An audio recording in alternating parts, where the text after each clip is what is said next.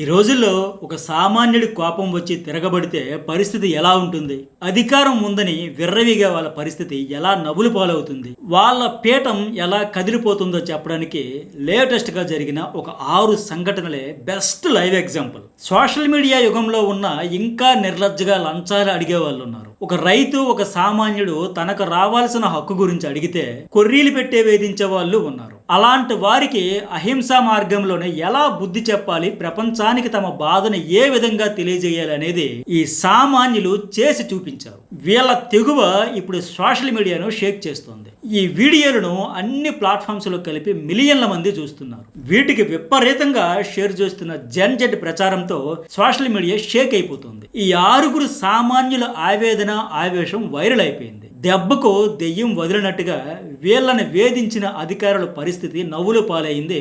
కొలువులు పోయి రోడ్డు మీద పడే పరిస్థితి తెచ్చుకున్నారు చేతుల. హాయ్ ఫ్రెండ్స్, నేను మీ సతీష్.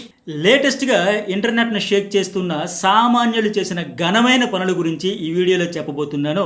ఇలాంటి మరిన్ని వీడియోల కోసం మన ఛానల్ అయితే సబ్స్క్రైబ్ చేసుకోండి. ఈ వీడియో చూసే ముందు ఒక లైక్ కొట్టేసేయండి. నెంబర్ 1, అది ఛత్తీస్గఢ్ లోని బిలాస్పూర్ లో housing board office. Tarun Sahu అనే ఓ సామాన్యుడు 6 నెలలుగా తన ఫ్లాట్ పేరు మార్పిడి ఫైల్ కోసం ఆఫీస్ చుట్టూ తిరుగుతున్నాడు. కానీ ఆ ఆఫీస్ లో ఈ మేడం గారు దర్పం వలకబోస్తూ ఫైల్ దొరకలేదు, తెలీదు, గుర్తులేదు, మర్చిపోయా, మళ్ళీ రా అని మళ్ళీ తిప్పుతోంది.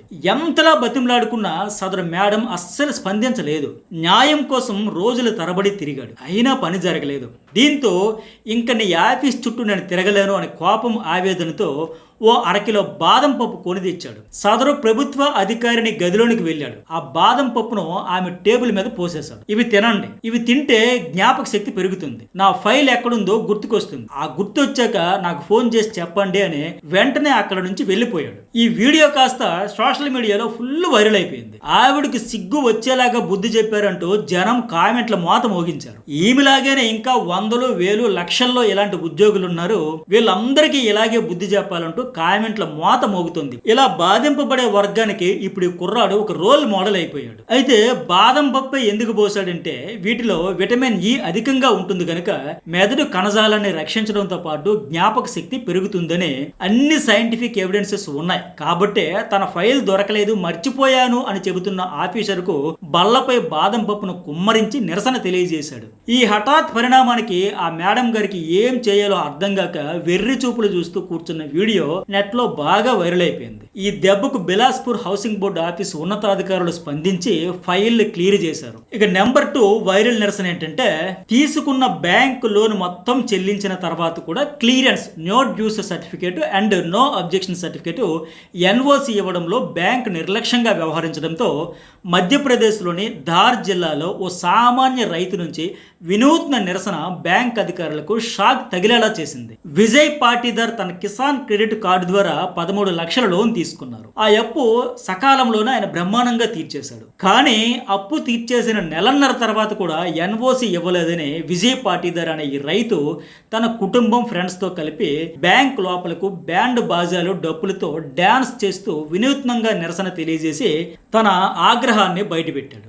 ఒక్క ఈఎంఐ చెల్లించకపోయినా ఊరుకొని బ్యాంక్ సిబ్బంది నేను రుణం మొత్తం తీర్చేసినా ఎందుకు ఎన్ఓసి ఇవ్వడం లేదంటూ ప్రశ్నించాడు. అయినా వాళ్ళు స్పందించలేదు. అందుకే బ్యాంక్ అధికారులను నిద్ర లేపడానికే ఇలా బాజా భజంత్రులతో బ్యాంకులోనికి వచ్చి డాన్సులు చేయడంతో ఇప్పుడు ఈ వీడియో వైరల్ అయింది. దీంతో వెంటనే రైతుకు క్షమాపణ చెప్పి ఎన్ఓసి తెచ్చి చేతిలో పెట్టారు. ఈ ఎన్ఓసి ఎందుకు ముఖ్యమో తెలుసా? హోమ్ లోన్ కానీ, వెహికల్ లోన్ కానీ తీసుకుంటే మన ఆస్తిపై బ్యాంకులకు హక్కులు ఉంటాయి. రుణం తీర్చేసిన తర్వాత బ్యాంకుకు వాటిపై హక్కులు తొలగించడానికి ఎన్ఓసి అవసరం. సో సిబిల్ రిపోర్ట్ అప్డేట్ అవడానికి కూడా ఈ ఎన్ఓసి ముఖ్యం. సాధారణంగా లోన్ కట్టేసాక బ్యాంక్ బ్రాంచ్ మేనేజర్కు లిఖితపూర్వకంగా రాసిస్తే ఎన్ఓసి ఇచ్చేస్తారు. ఒకవేళ ఇవ్వకపోతే బ్యాంక్ అంతర్గత గ్రీవెన్స్ సెల్కు ఫిర్యాదు చేయడం, అప్పటికీ ఇవ్వకపోతే ఆర్బీఐ ఆన్లైన్ పోర్టల్లో కూడా ఫిర్యాదు చేయొచ్చు. బ్యాంకులు లోన్ తీసుకున్నప్పుడు చాలా వేగంగా ఇస్తాయి. ఈఎంఐల విషయంలో కూడా జాప్యం జరిగితే ఫైన్స్ తో బాధేస్తాయి.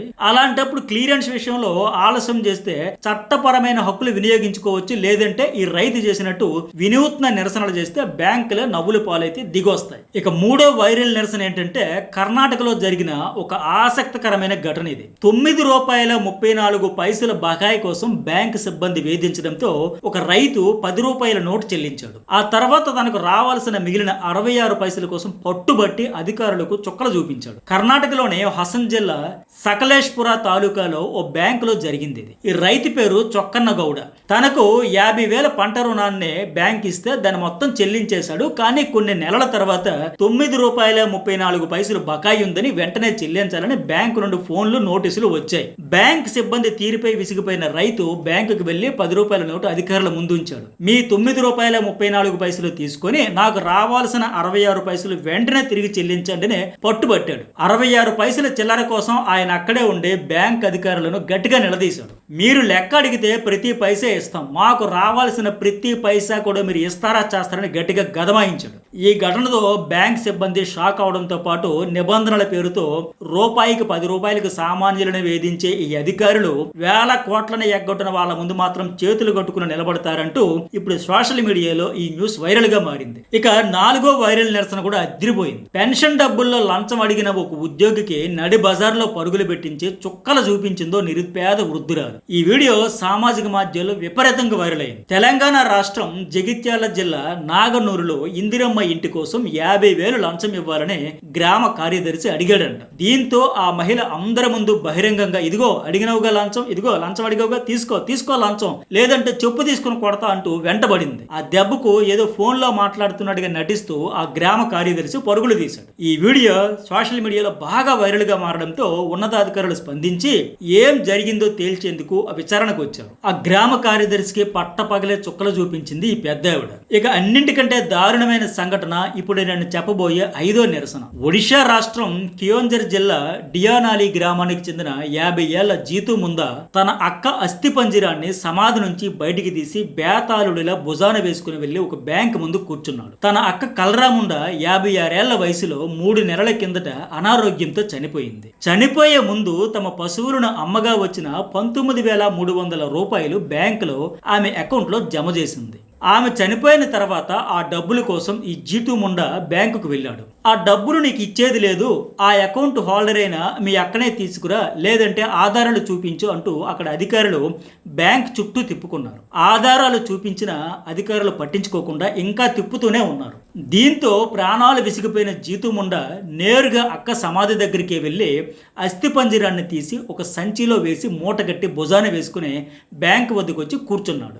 ఈ వీడియో దేశమంతా వైరల్ గా మారడంతో ఆ పేదోడి కష్టం చూసి దేశమే నిర్గాంతిపోయింది. నాకంటే చదువు లేదు, కానీ బ్యాంకోళ్ళు చదువుకున్నోళ్ళు, నాలాంటోళ్ళ కోసమే బ్యాంకులో పడున్నోళ్ళు, పిలిస్తే పలకరా, నా బాధ చెప్పుకుంటే ఆలకించరా, మా అక్క డబ్బులు మీ దగ్గరే దాచుకుంది, ఇప్పుడు అక్క లేదు, ఆ డబ్బులేవో ఇస్తే ఆవో గేదో కొనుక్కుని నా బతుకేదో నేను బతకనా అని ఆశతో వెళ్ళాడు.